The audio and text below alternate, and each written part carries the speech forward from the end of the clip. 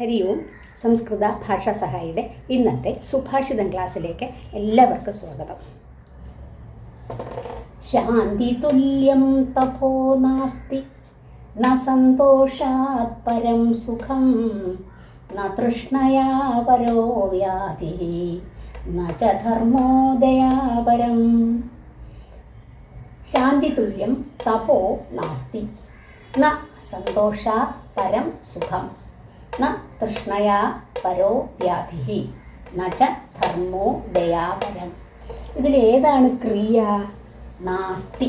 നാസ്തി എന്ന് പറഞ്ഞാൽ ന പ്ലസ് അസ്ഥി. അസ്ഥി എന്ന് പറഞ്ഞാൽ അസുധാതുവാണ്. അസ്ഥി ഉണ്ട്, ലട്ട് പ്രസന്റ് ടെൻസ്.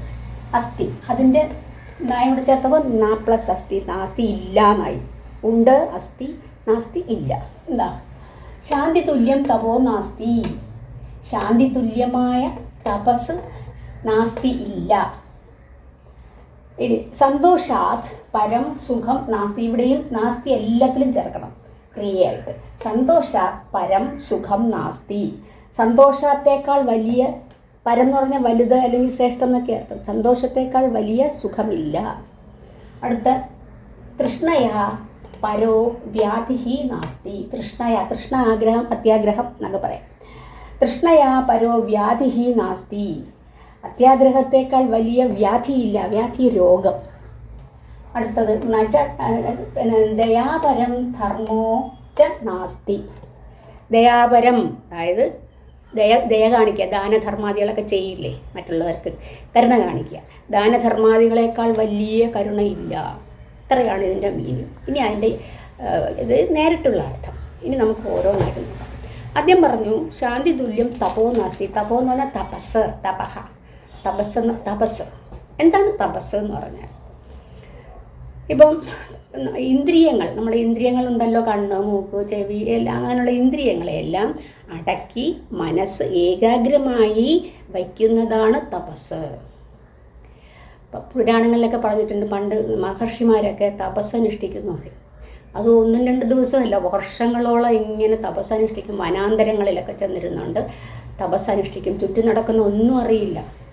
വനമൊക്കെ ആകുമ്പോൾ മൃഗങ്ങളൊക്കെ ഉള്ളതാണല്ലേ, എന്നിട്ടും അതൊന്നും അറിയില്ല അവർ. എത്ര ഇപ്പം തപസ്സനുഷ്ഠിക്കുമ്പോൾ അവിടെ ഒരു സൗണ്ട് കേട്ട് പെട്ടെന്ന് നമ്മുടെ ചിന്ത അങ്ങോട്ട് പോകും. അങ്ങനൊന്നും പോകാറില്ല. അപ്പോൾ ഇങ്ങനെ നമ്മുടെ ഇന്ദ്രിയങ്ങളെ അടക്കിയിട്ട് ഒന്നിൽ തന്നെ ശ്രദ്ധ കേന്ദ്രീകരിക്കുക. അതാണ് ഏകാഗ്രമായി വയ്ക്കുന്നത്. മനസ്സിനെ ഏകാഗ്രമായി വയ്ക്കുന്നതാണ് തപസ്സെന്ന് പറയുന്നത്. ഇനി സാധാരണ എല്ലാവർക്കും ഈ തപസ് അനുഷ്ഠിക്കാം, നമ്മുടെ എല്ലാ ആൾക്കാർക്കും. ഉദാഹരണമായിട്ട് കുട്ടികൾക്ക് തപസ് അനുഷ്ഠിക്കാം. എങ്ങനെയാണ്? ഇവിടെ ചെന്നിരുന്ന് കണ്ണടച്ച് പ്രാർത്ഥിക്കുന്ന ആ രീതിയല്ല തപസ്. അവരുടെ തപസ്സെന്ന് പറഞ്ഞാൽ ഇപ്പോൾ പഠിക്കുന്ന കുട്ടികളാണെങ്കിൽ പഠിക്കുന്ന കാര്യങ്ങൾ അതിൽ മാത്രം ശ്രദ്ധ കേന്ദ്രീകരിച്ച് പഠിക്കുക. ശ്രദ്ധ കേന്ദ്രീകരിക്കുക. ആ പഠിക്കുന്ന കാര്യത്തിൽ അപ്പുറം ഇപ്പുറം നടക്കുന്നതൊന്നും ശ്രദ്ധിക്കാതെ പഠിത്ത കാര്യത്തിൽ മാത്രം ശ്രദ്ധിക്കുക. അപ്പോൾ അവർക്ക് എന്ത് സംഭവിക്കും? അവർക്ക് പരീക്ഷയ്ക്ക് നല്ല മാർക്കോടുകൂടി പാസ്സാവുന്നു. അപ്പം മനസ്സിന് സന്തോഷം വരും, അല്ലേ? അതുപോലെയാണ് മറ്റുള്ള ആരായാലും, ജോലിയുള്ളവരായാലും അതിൽ മാത്രം ശ്രദ്ധ കേന്ദ്രീകരിക്കുക. ചെയ്യുന്ന സമയത്ത് അതിൽ എപ്പോഴും ചെയ്യണമെന്നില്ല, ചെയ്യുന്ന സമയത്ത്, ആ ജോലി ചെയ്യുന്ന സമയത്ത് അതിൽ മാത്രം ശ്രദ്ധ ഏകാഗ്രമായി ശ്രദ്ധിക്കുക. അപ്പം ഇനി എന്തിനാണ് തപസ്? തപസ് അനുഷ്ഠിക്കുന്നത് എന്തിനാണ്? മനസ്സിന് ശാന്തി കിട്ടാനാണ്. മനസ്സിന് ശാന്തി കിട്ടാൻ. അതാണ് അടുത്ത വരി. ആദ്യത്തെ വരിയിൽ ശാന്തി തുല്യം തപോ നാസ്തി. ശാന്തി തുല്യമായ തപസ്സില്ല എന്നാണ്. അപ്പോൾ തപസ്സിലൂടെ നമുക്ക് ശാന്തി ലഭിക്കുന്നു. ശാന്തി എന്ന് പറഞ്ഞാൽ സമാധാനം, ഒരു സമാധാനം കിട്ടും. പിന്നെ രണ്ടാമത്തെ പറഞ്ഞു സന്തോഷത്തേക്കാൾ ശ്രേഷ്ഠമായ സുഖമില്ല. സന്തോഷത്തേക്കാൾ ശ്രേഷ്ഠമായ സുഖം. സന്തോഷമാണ് മനസ്സിന് എപ്പോഴും സുഖം തരുന്നത്. അതെങ്ങനെയാണ്? ഈ തപസ് ചെയ്യുമ്പോൾ മനസ്സ് സന്തോഷകരമായ അവസ്ഥയിലേക്ക് എത്തിക്കുന്നു. പഠിച്ചു നല്ല ഉദ്യോഗം കിട്ടുമ്പോൾ നമുക്ക് സന്തോഷം തോന്നുന്നില്ല. അങ്ങനെ ഓരോ കാര്യത്തിലും സന്തോഷം ഉണ്ടാകുന്നു. ഇനി നമുക്ക് സന്തോഷം ഉണ്ടാകുമ്പോൾ എന്ത് ചെയ്യും? ആവശ്യമില്ലാത്ത ചിന്തകളെല്ലാം നമ്മുടെ മനസ്സിൽ നിന്ന് പോകും. മനസ്സിലായില്ലേ? ഇനി മൂന്നാമത്തെ വന്നത്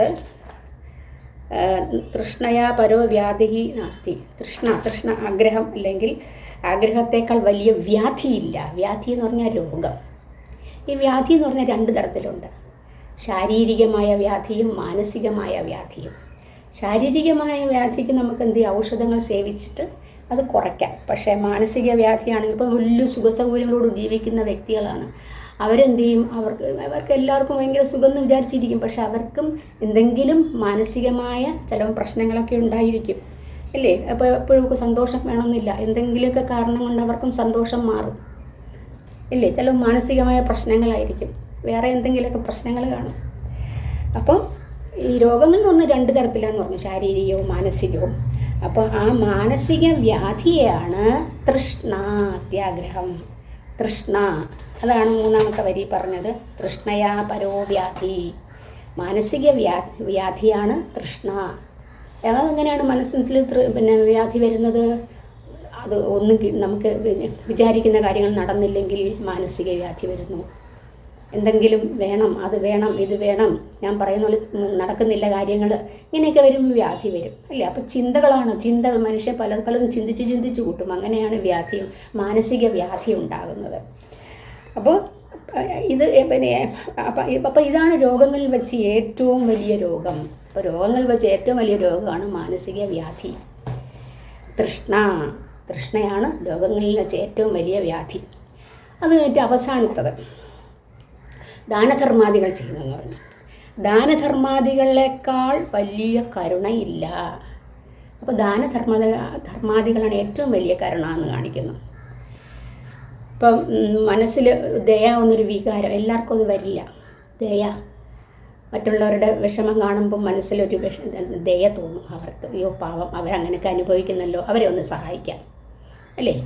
അപ്പോൾ മനസ്സിൽ ദയ എന്ന വികാരമുള്ളവർക്ക് മാത്രമേ അങ്ങനെ സഹായിക്കാനുള്ള മനസ്സുണ്ടാവുകയുള്ളൂ. അതുപോലെ ദാനധർമാദികളെക്കുറിച്ചുള്ള ചിന്തയുണ്ടാവുകയുള്ളൂ. അതുപോലെ ദുഃഖിക്കുന്നവനെ ആശ്വസിപ്പിക്കാനുള്ള ഒരു മനസ്സുണ്ടാവുകയുള്ളൂ. മനസ്സിലായില്ലേ? അപ്പോൾ ഇങ്ങനെയുള്ളവർക്ക് എന്ത് ചെയ്യും, ദാനധർമാദികൾക്ക് നല്ല സ്ഥാനമാണുള്ളത്. ഇതിനെല്ലാത്തിനും ഉപരിയായിരിക്കണം എന്ത്, ധാർമ്മികത എന്നത്. ഒരു മനുഷ്യൻ്റെ ധാർമ്മികത എന്നത് ഇതിനേക്കാൾ എല്ലാത്തിനും ഉപരിയായിരിക്കണം. അപ്പോൾ ഇത്രയാണ് ഇതിൻ്റെ. ഇനി ഇതിനിപ്പോൾ എന്തെല്ലാമാണ് പഠിച്ചത്? 1ാമത്തത് ശാന്തി തുല്യമായ തപസ്സില്ല എന്ന് പറഞ്ഞു. പിന്നെ സന്തോഷത്തേക്കാൾ വലിയ സുഖമില്ല. അടുത്തത് അത്യാഗ്രഹത്തേക്കാൾ വലിയ രോഗമില്ല. പിന്നെ അവസാനം വന്നു ഏറ്റവും വലിയ കാരുണ്യം എന്ന് പറയുന്നത് എന്താണ്? ദാനധർമാദികൾ. ഇത്രയുമാണ് ഈ സുഭാഷിതത്തിൻ്റെ അർത്ഥം. അപ്പോൾ ഇന്നത്തെ ക്ലാസ് ഇവിടെ പൂർണ്ണമാകുന്നു. അടുത്ത ക്ലാസ്സിൽ കാണുന്നവരെ എല്ലാവർക്കും നന്ദി, നമസ്കാരം.